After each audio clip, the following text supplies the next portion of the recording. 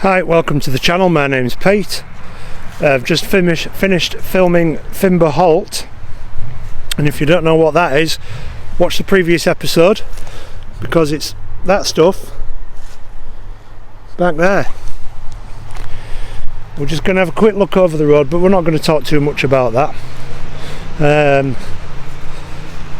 People say this line's dead, but it clearly isn't. I'll see you there in a moment. So what we're looking at there is the Fimber gate crossing. It will look a bit of a hump in the road, and it will have gone down the front of that building into the train station area here. This is where it crossed, and this is now the station that never was. This is called Fimber Halt.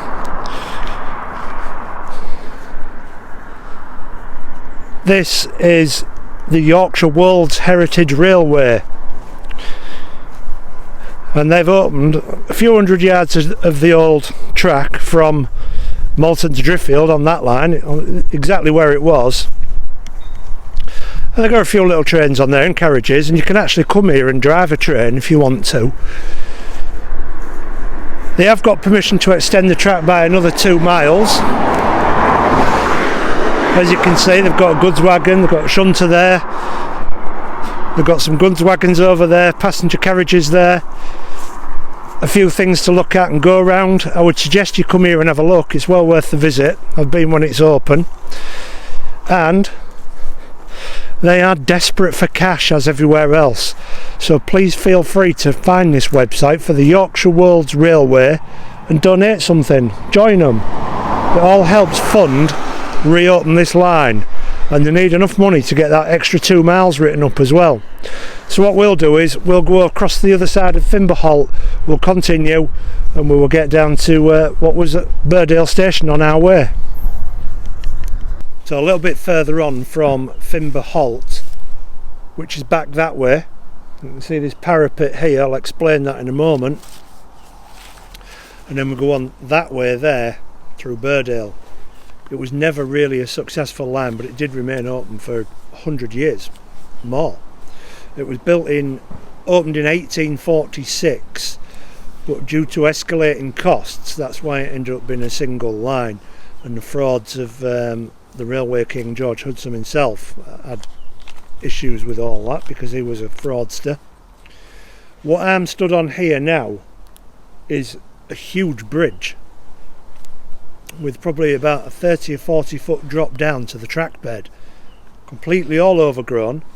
It's a big deep cutting. The cutting has never been filled in, but sadly the bridge has been backfilled, so we can't get in there to see what it was like, but I will go around the side of it and show you down the backfilling and the depth of the cutting. So what we're looking at there is one of the parapet walls. As you see the size of that wall, it's huge. I'll just get our kid into shot so you can see the scale of that. And then if we go around the corner here, I can just pop you in there. I can get through slightly.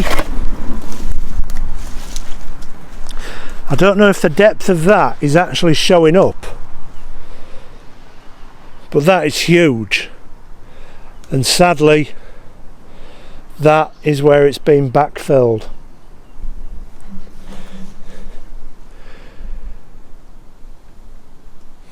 I'll go down there a bit more, see if we can get any better angles or just on how high that actually is. That is huge. It's at least 40 feet coming down, and again, that's our kid stood up there, so you can see how small he is now. All backfilled all the way down. Granted, while there isn't much left of the railway line itself, all the track was pulled up almost immediately and sold on for scrap. But as I may have said earlier in an earlier video, is people will tell you there's nothing left of this line. But actually there is. You just need to know where to look, and you need to go there and see this stuff. I can't see anything else up there, So we're going to be heading towards Burdale station, which is that way. And again, our backfilled bridge, and that way would have been towards Fimber. So let's continue on our journey. So I've just stopped here to have a look at this section. That is where that bridge was, along the track that way, and then all through these fields here is an embankment.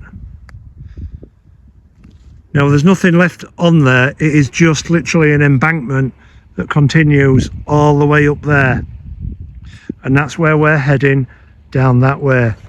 So if I zoom that in a little bit more, that just makes it that little bit clearer for you to see where that embankment is. Now we could get on there and walk along it, but there's just nothing on there to see. I thought this wide shot might be a little bit better. Alright, let's continue on. I am now stood up on the embankment of the railway. As you can see, there's a big old cut in here. That would have been made for farmers' access. Or should I say would have been widened at farmers' access, because there was once a bridge here. And I'm going to show you some of those bridges now, because those still exist. And they are just up the track here.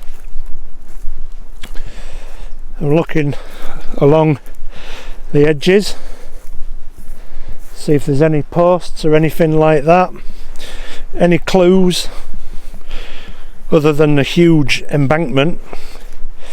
This thing runs for miles, this embankment. Let's point down the side there.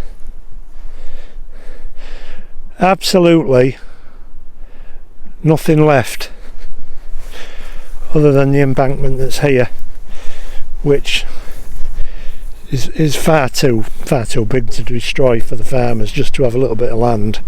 And what do they do with all soil? Spread it out a bit.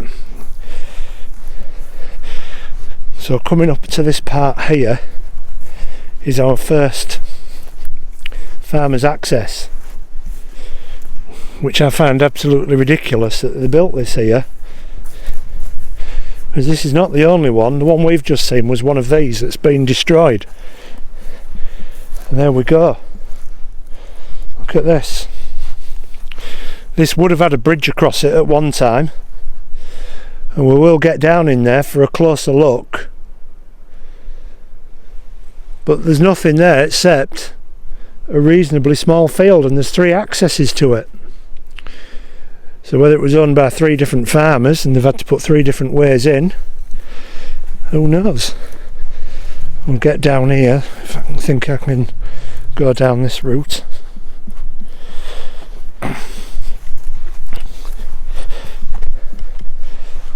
Look at fancy stonework on there, just for a farmer's access. I will get down there. Right.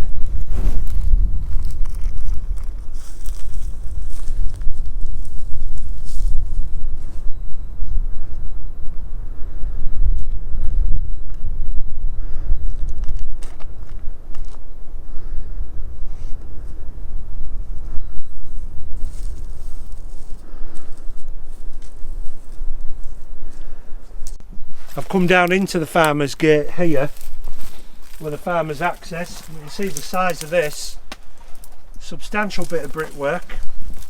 You can see how wide that is. I'm 6'1". It goes right through to the other side. It's the same design with these parapets here, even though this bit here has come down and it's destroyed a little bit. But there is another one just over there, so we'll go over there and have a look at that and see if we can get in it. Okay, so I've come over to the other one and I'm stood on it. That there is the track bed. I'll turn it around so you can see behind me as well. And the track bed, a lot better condition on that side, goes there. This one's all overgrown. That's probably had grazing sheep on it or something. There is a lovely kept field there and it's all open for the animals, so they've been on there. So we'll get down here and we'll look through this one that I'm on, the old farmer's access, because this is in much better condition. Okay, so this is the farmer's access here. As you can see, this one isn't overgrown at all. You can see the stone plinths on the top there of where the track ran.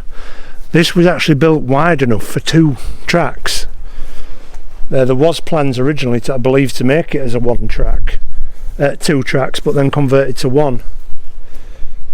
All this sort of thing was contracted out to local builders, so that's why many of the structures are different. And again, we've got the fancy tops there with the ironwork on. And this is this. Okay, let's continue on up to Burdale,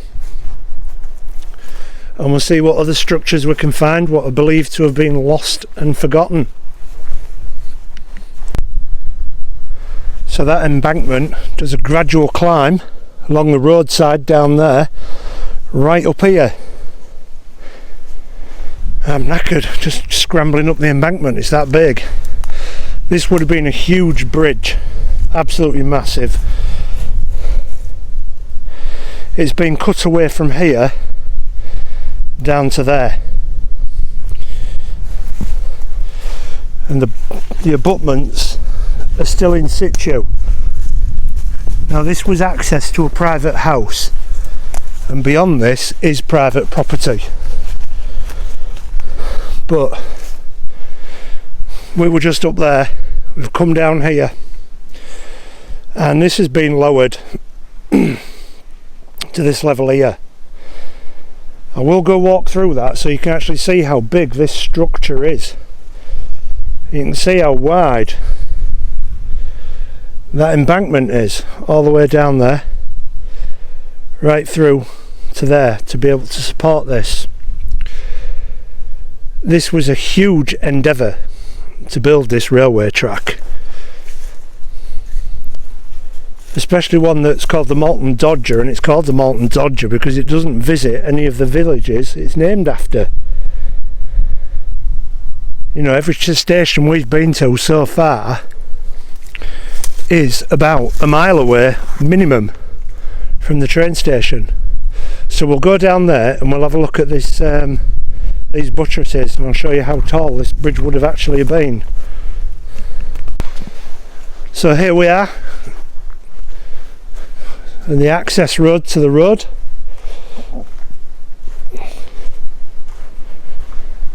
So if I can just show you that there,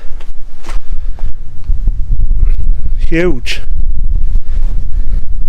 So we'll continue on to our next destination. So just a little way up from that bridge where we were is the site of Burdale train station. People again will tell you there's nothing left, but I'm here to show you different. And if you want to see that episode, please like, share, subscribe, and I'll see you in the next one.